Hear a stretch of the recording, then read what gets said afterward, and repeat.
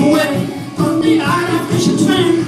I've got to get right back in.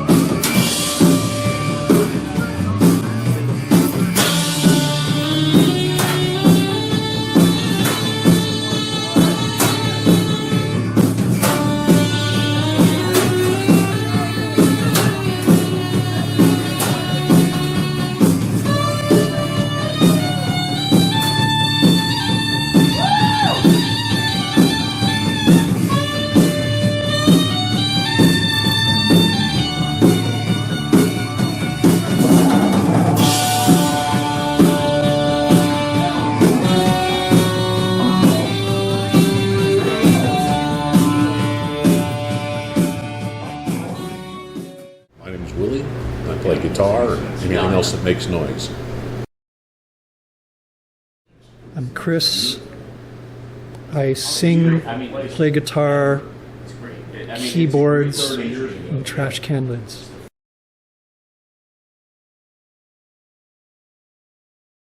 All right. Well, welcome back to Winter's Tavern, Pacifica, California. Always a pleasure to be here. We are here today with Vertacyn Arc Materializer, as seen on Beaster, among other dates. We've been very happy to play here. I used to play at CBGB's on the East Coast, and of all the places that I know around San Francisco, this is the place that reminds me the most of CBGB's. Thank you very much for that.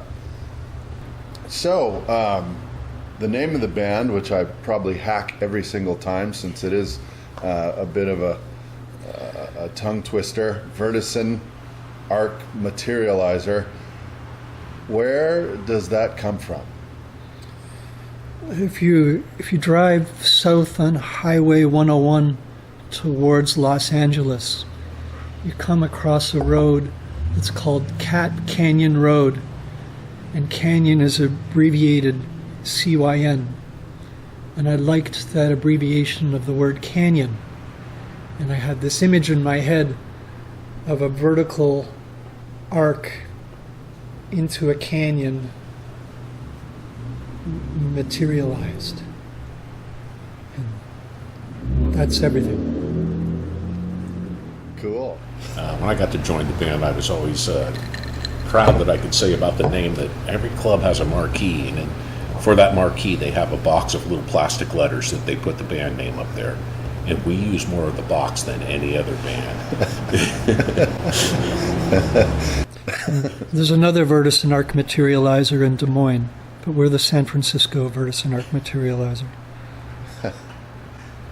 Really? You said there's another one? I'm joking. It's not really true. Not everything that I will say will be true. Only some of what I say will be true.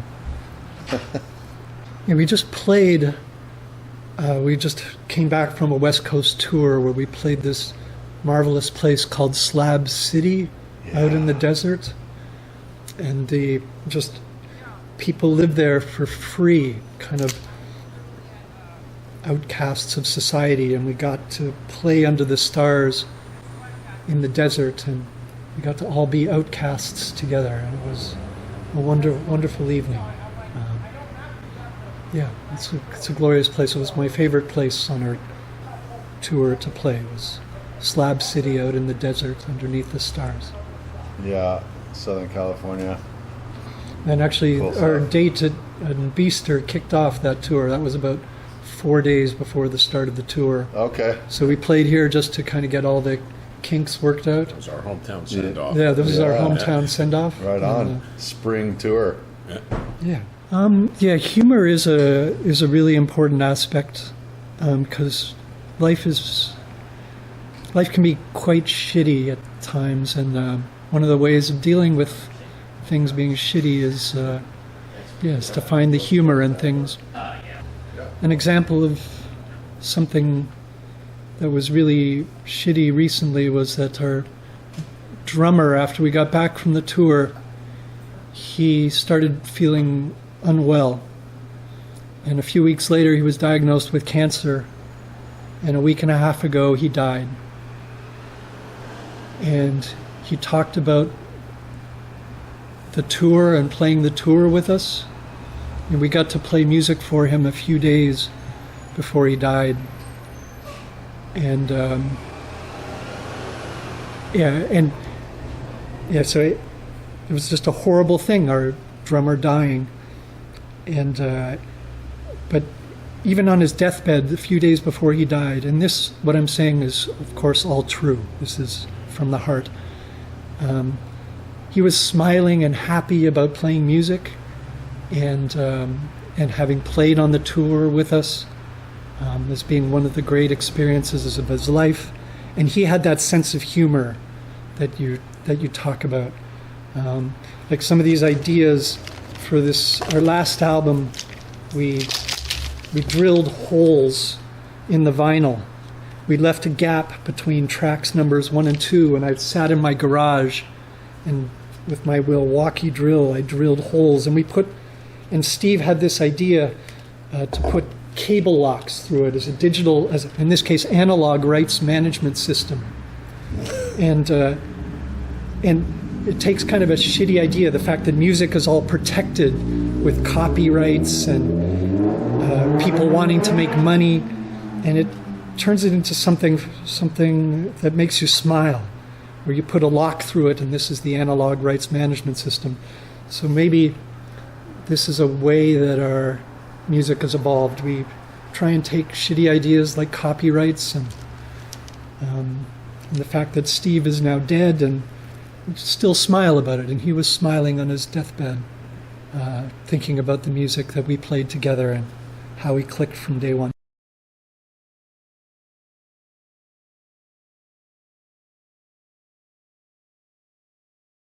So yeah, we try to keep, as the music has evolved over the years, we try to keep the humor going, but also some of the anger as well with the humor, because it does bother me that music is so protected and copyrighted. And I know it has to be that way because people need to make money to survive and stuff like that. But ideally, we should be shooting for a world where music is free and open. And I know it can't happen this year or next year or 10 years from now or even 50 years from now. But maybe 500 years from now, you won't need, your digital and analog rights management systems. And things will be better. Have you been influenced at all by the Residents? Yeah, the Residents, as a matter of fact, William used to play with a member of the Residents. Mm-hmm. Actually, the band was the Graves Brothers Deluxe, and I was the last to join the band. The original lineup that I joined was Stu Odom from Thin White Rope and my old friend Marco Villalobos, and now Residents guitar player John Nolan Cook. And they wanted to add one more player, and I was fortunate enough to get the position on sax. So this is before he joined the Residents. I was probably in Nolan Cook's last band he was in before he joined the Residents. It was back in 2001, and I had an opportunity to play with him in that band for about a year. And I have to say this, I'm not in that guy's league as a musician. He's amazing. He's a brilliantly talented guitar player. And I kind of took it that my role in that band was to kind of mess things up because it was all so perfect and so neatly played and wonderfully musical. And so I just kind of came in and I was sort of like the fly in the suit. Just come in and make god-awful noise. And the band leader hired me, not really, at the time I wasn't that aware of Captain Beefheart, but for the audition, my good friend Marco got me the audition. I thought, okay, this is great. But I was kind of in a bad place with a headspace. So I didn't take the audition seriously, and I just came in. They wanted me for a sax player. I blew one note on saxophone and started screaming nihilist poetry through the distorted microphone on the thing. And then they all stopped playing, and I just went on for about another, I don't know, 2 minutes. And my friend Marco's just like astonished. He's like, dude, like this is a serious audition. And the band leader still goes, we got to talk out in the hall. So they had to go out in the hall, and he comes back and he says, you're hired for playing one note on the saxophone. And that's how I got to play with Nolan Cook at the Residence. So yeah, we're definitely influenced by them. Great admirers of that band. Yeah, for sure. And who didn't like the eyeball with the top hat?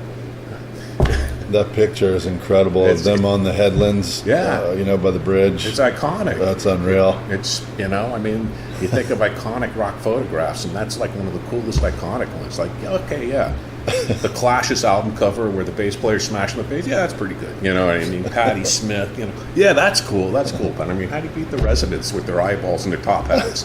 How do you beat that? We were driving to a show in San Francisco up Highway 101.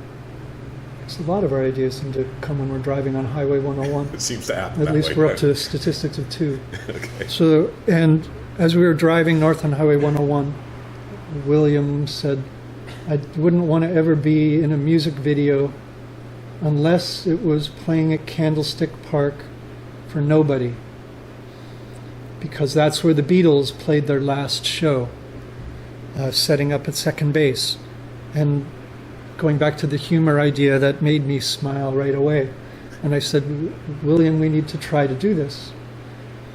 And it took us about 6 months, 8 months of going back and forth with the Parks Department in San Francisco to get the permission to do this, to set up where the Beatles had played in Candlestick Park for their last stadium show at second base and play for nobody. But in the end, we were able to do it. It was hard. At times it looked like it wasn't going to happen. And then after we had it set up, then we learned that Paul McCartney stole our idea. And we had the second to last show at Candlestick Park for nobody. And then Paul McCartney had the last show. And we put out this disc, and it looked like this. So this is what it looks like when we play for 70,000 empty seats at Candlestick Park. We're the little dot in the middle. And then 2 months later, or 3 months later, Paul McCartney plays, and this is taken from the same vantage point. And Paul McCartney is lost in the light, the glow of light in the middle. And, so that's Paul McCartney playing at Candlestick Park. And for us, for me, it's about, like Pink Floyd played at Pompeii, but that's something different. Pink Floyd plays at Pompeii, it's about death or something like that. Whereas for me, when playing at Candlestick Park for nobody, it's about you keep playing music because you love it, even though no one gives a rat's ass, and but you just play because it's a glorious thing to do. And that day was glorious. We hit the opening chord for A Hard Day's Night, which I think is on the album, the opening chord, and you hear it echo back about a second and a half later from the stadium, and that was a glorious moment. It's a good idea, Will. Well, there's something I want to say about it. I like things that have a high level of absurdity.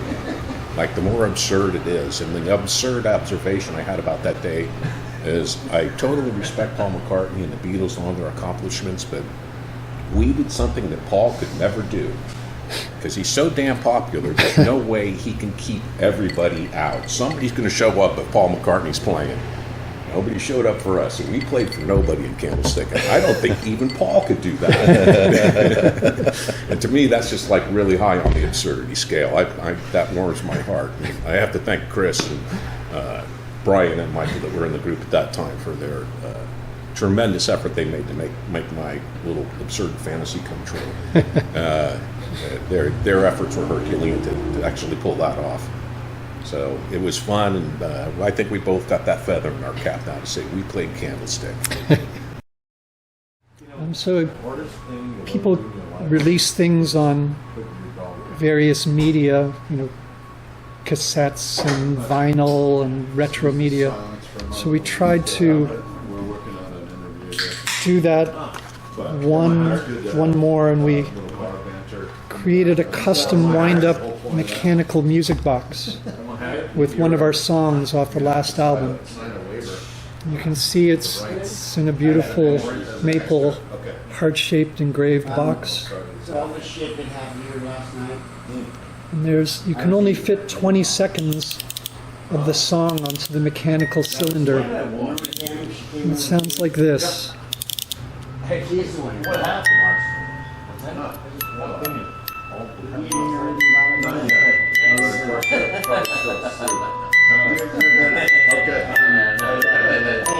You know the old thing. 12:45, 1 o'clock in the morning. No, it's like 1:15. Okay, that's enough of that. In my spare time, I run a small little label called 10GEV Records. Yeah, that's late for Monday. The people I started playing music with, we were all physicists in central New York State. And we practiced at this particle accelerator that made B quarks and anti-B quarks. And there's this asymmetry between the matter and antimatter in that system, which people feel is part of the reason there's more matter than antimatter in the universe. So that's the origin of the 10GEV Records that I run, which has, I think, 26 releases out over the years at this point in time. All of these things came out on 10GEV Records. And then after I moved to the West Coast to another particle accelerator that's just down the peninsula here, the collision energy was also 10GeV because that's where you can make these B quarks and anti-B quarks. And you meet a lot of interesting people. Sometimes the physics people you meet are kind of on the straight and narrow, but sometimes the physics people you meet are really out there. And I enjoy meeting the out there physicists who are interested in weirdo music. And to me, people often talk about physics as being like classical music, but physics feels more like feedback and noise to me because quantum mechanics is so messed up and relativity is so messed up, and it feels like Neubauten or Sonic Youth or something like that. It doesn't feel like Bach so much because it's so crazy what happens. So it's been nice having those two worlds of physics and music. The feature of the month of our Hump Day Heroes program, Vertacyn Arc Materializer will be playing with their friends It and I and the Laughs. It and I are from Portland. It's a trash folk project that I've only found out about online, but they asked if it was okay if they could include their friends Vertacyn Arc Materializer as support on the show, which of course I laughed out loud as I was completing the email. Of course, we'd love to do that. We'd love to have them back anytime, in fact. You're always welcome. Well, that's kind of you. Thanks so much. Yeah.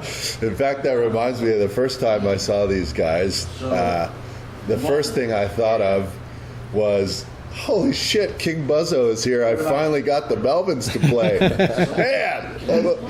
But you guys put on such a kick-ass show, and the music is so strong and interesting that it's captivating to the audience on both of those levels, visually and audibly. Really cool stuff, really fun and interesting, and people that maybe would be interested, so to speak, turn around and want to know what's happening, what is going on up there, and as you smash non-musical instruments on the ground and make noise and do funny and cool things, more and more people start to become engaged and then interested in your music all of a sudden. And so it's fun to watch that, and you know, I've come to enjoy the Andy Warhol Rolling Stones tribute art album that I have, and I've spun that many times on my turntable. Copyright. Cool stuff. You know, the laughs, I don't know a lot about either. San Francisco, avant-garde, garage punk, which seems to be an interesting mix for this bill. And as we do have mixed bills all the time, it'll be a night to look forward to. Yeah, the laughs, we wanted to play with them for a few years, but then the pandemic came along and put a damper on everything. But the laughs, yeah, are very intense, kind of Velvet Underground-y stuff. So yeah, we're really looking forward to playing with them.